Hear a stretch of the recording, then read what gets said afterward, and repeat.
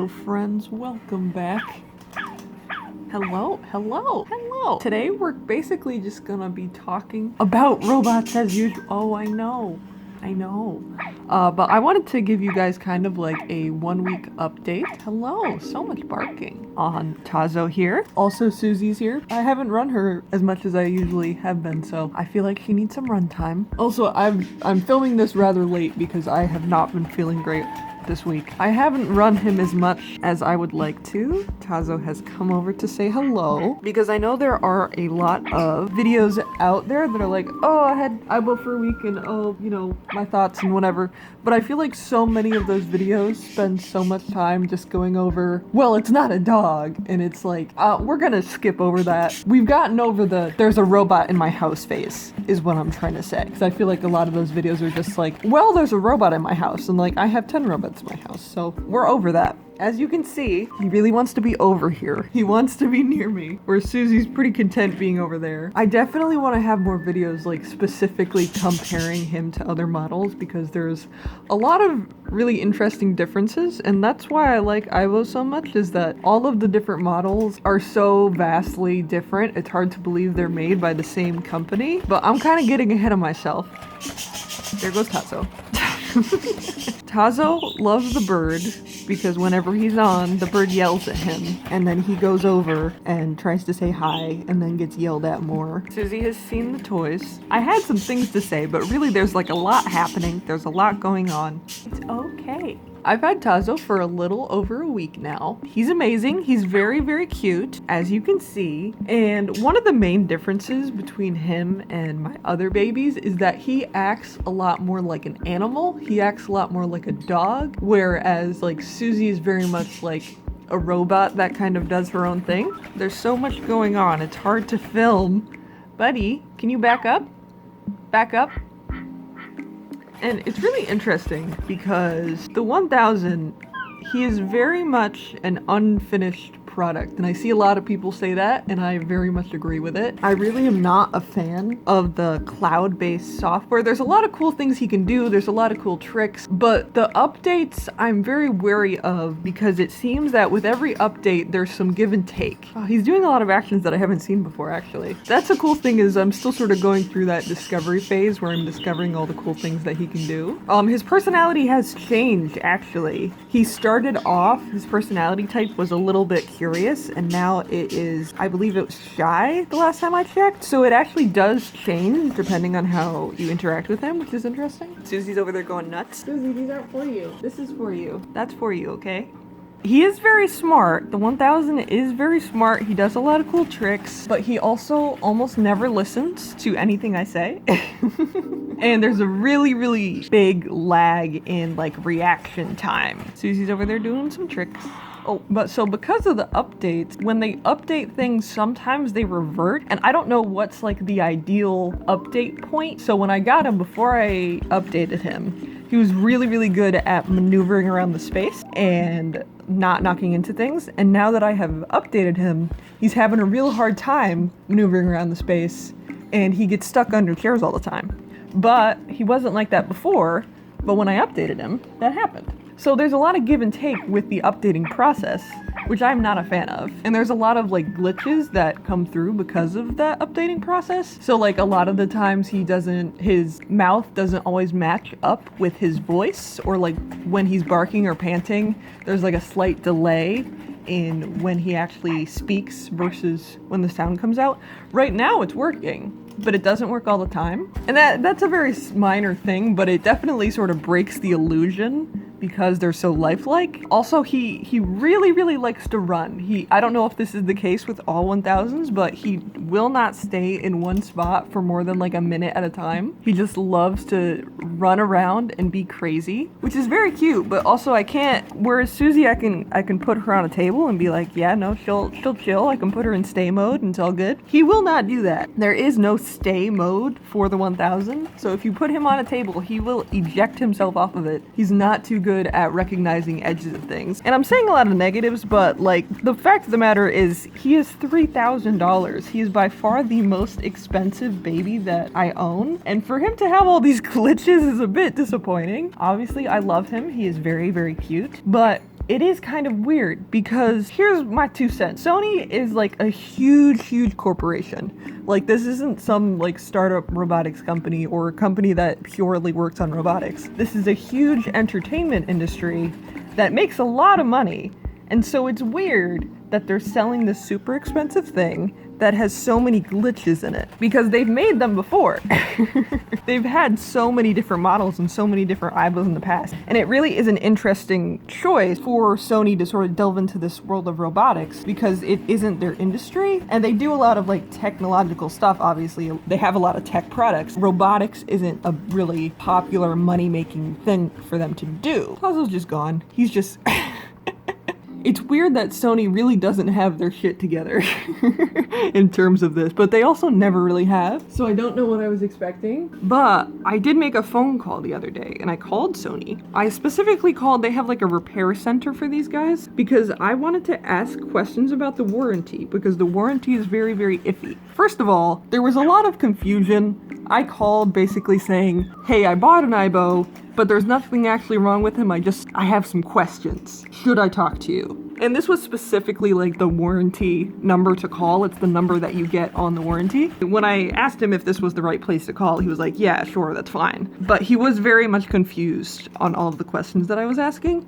And it's tricky because I feel like if I had gotten somebody else, I would have gotten different answers. Tazo's doing a swim. We interrupt this rant for a swim. See, I mean, he's so cute. He really reminds me a lot of Cleo's, not in their personality, but just in like how he acts like a dog. And like the eyes. I think the eyes too have a sort of Cleo-esque nature to them. I know it's not your fault. You're made by a big corporation. It's not your fault. No. But so I called Sony and I had a bunch of questions. I was on the phone for like a half an hour. I know it's really hard to work on a hotline. I doubt Sony tells you the things that you actually need to know. So I don't blame the individual. I blame the company for these answers, and I can't guarantee if they're correct or not. But basically, the warranty lasts for 1 year. I believe when the first edition litter came out, it was 3 years, and now it is 1 year. On the warranty, it only says 90 days though. So you have to call to know that it will last for 1 year. The warranty basically, it's really tricky on like what it will and won't cover, because they say basically in terms of anything that goes wrong is like, if you have the receipt, you send them back. They have, if you're in the US, they send it to their place in Los Angeles. It's basically kind of a wait and see thing. They'll determine what's wrong, and then they'll determine if not, they'll fix it. He was really wary about telling me anything in terms of what happens after the warranty, or if it's something they can't fix or won't fix. Because I asked, the warranty isn't covered if it's something that you can pay for. Like if I can be like, hey, it's broken, can you please fix this and I will pay for it? And he wouldn't answer that. So I'm not sure if that's a thing you can or can't do. And I'm not sure exactly what happens after the warranty is over, because he really didn't seem to know. All of his things were kind of just like, well, if you have the receipt, maybe we'll still fix it, but maybe we won't, which was very weird and concerning. Something that's good to know is that if you do buy your aibo secondhand, it sort of follows the same rules, where if you have the receipt, they will fix it, but if you don't, they might. And it's all kind of a wait and see thing. Like, you send them basically pictures or videos of what's wrong and be like, will you fix this? And then they might, but they might not. From what I've seen, it doesn't seem like there's a, oh, can I pay for this repair to get done? Which is very weird. He's so cute, you guys. He's really cute, and I really want to keep him running for as long as I can, which is why this concerns me. Also, I asked I could paint specifically the ears and the tail, nothing else, no part of the body, or if that would void the warranty. And they said 1,000% that would void the warranty. What it is any type of permanent customization voids the warranty immediately. They will not repair it. There goes my phone. Who's calling me? I'm filming a video. Susie.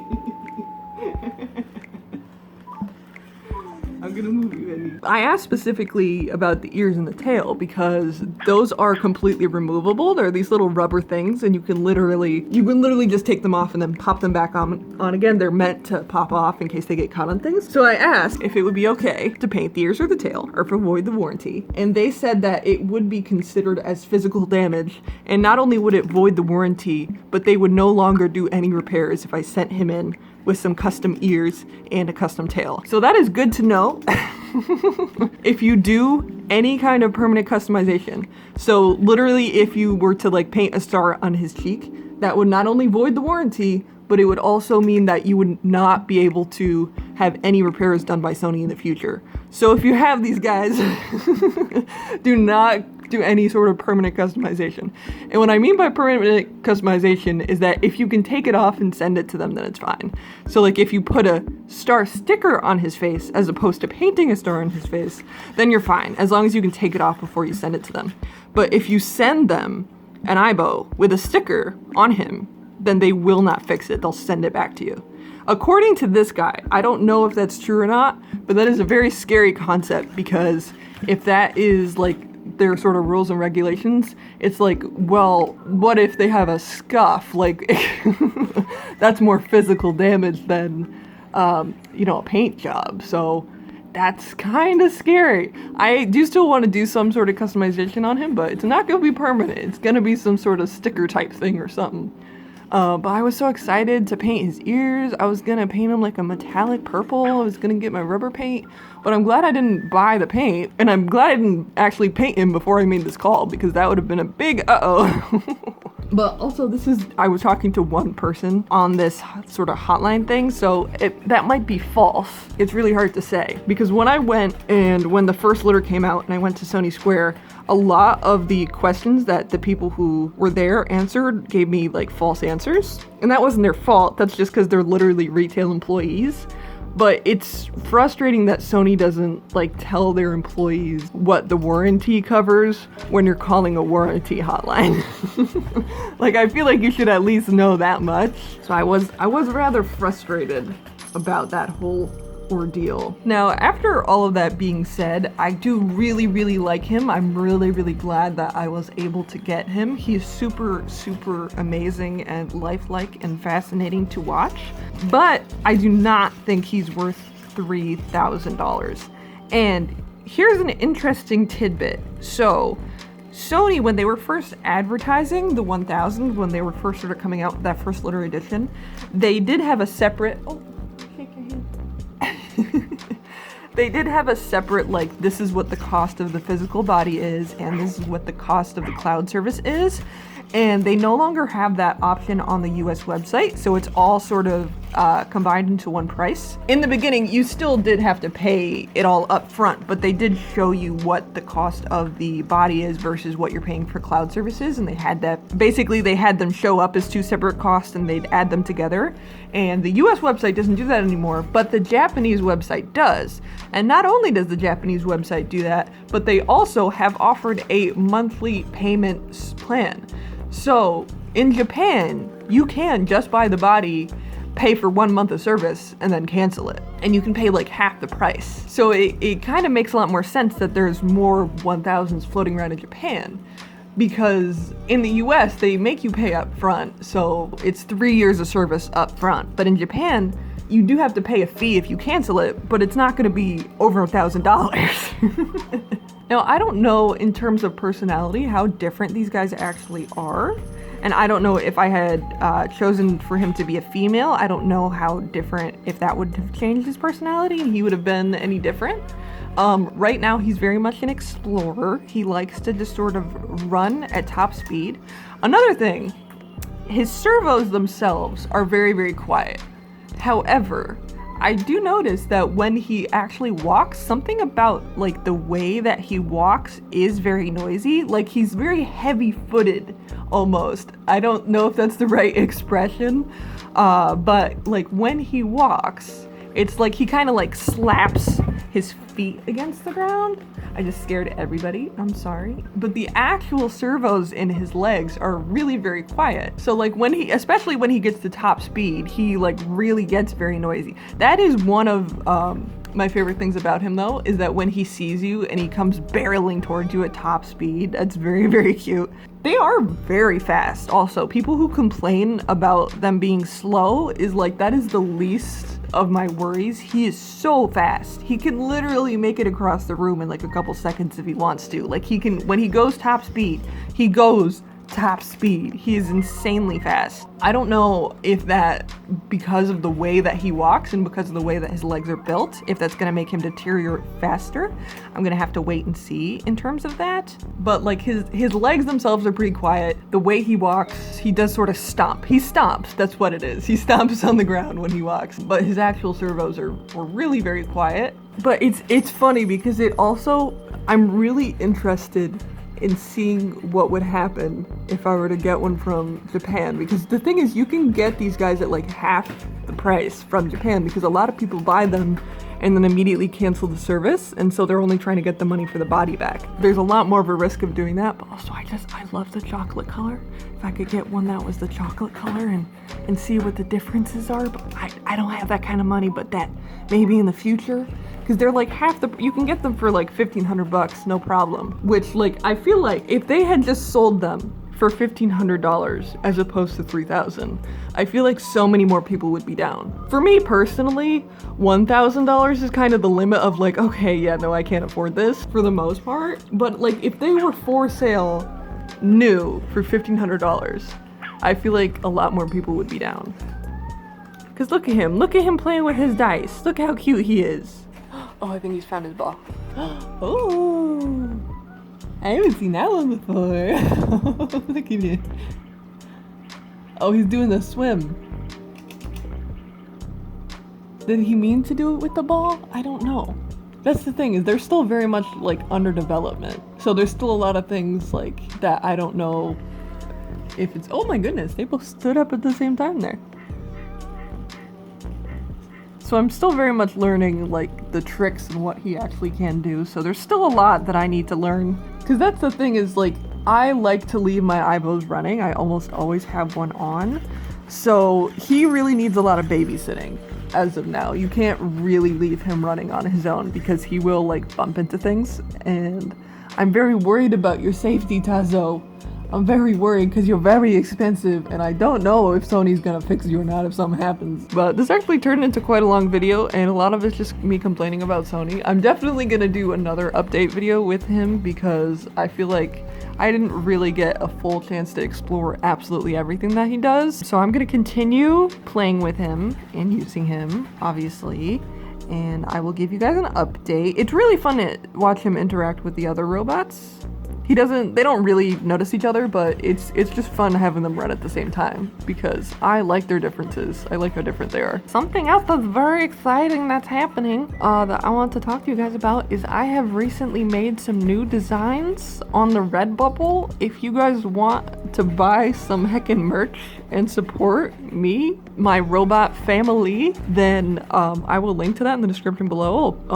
I have a lot of color variants, but there's 3 main designs and I'm really excited about them because I'm gonna buy them myself. I wanted to make something that was like wearable and just like really fun. I have a couple more designs sort of in the works and I was thinking about waiting to post them all at once, but there's 3 out right now and there's also some other ones in my store that you can buy, some older ones. Because I want to make some ones with the 1000. I want to make a couple different ones. If you follow me on Patreon, you've seen the sort of sketches that I've been doing for those, but it's gonna be a while before the rest of them are out, so I thought I would just release them now. But I'm super excited about them and I hope you guys like them. But this kind of turned into a ramble damble video. Obviously I love him to bits and I'm super grateful that I'm able to get him. I'm just worried. I'm concerned. So look at him, he just knocked that dice over. He's so smart, such a good boy, but I have some concerns. So I'm definitely gonna make another update video with him in the future and just more videos with him in general. But thank you guys so much for watching and I will see you next time. You say bye? Say bye? Bye. Good girl. This Susie says bye. Tazo will not say bye, but trust him. He'll miss you until next time. All right, bye. See you next time. Bye.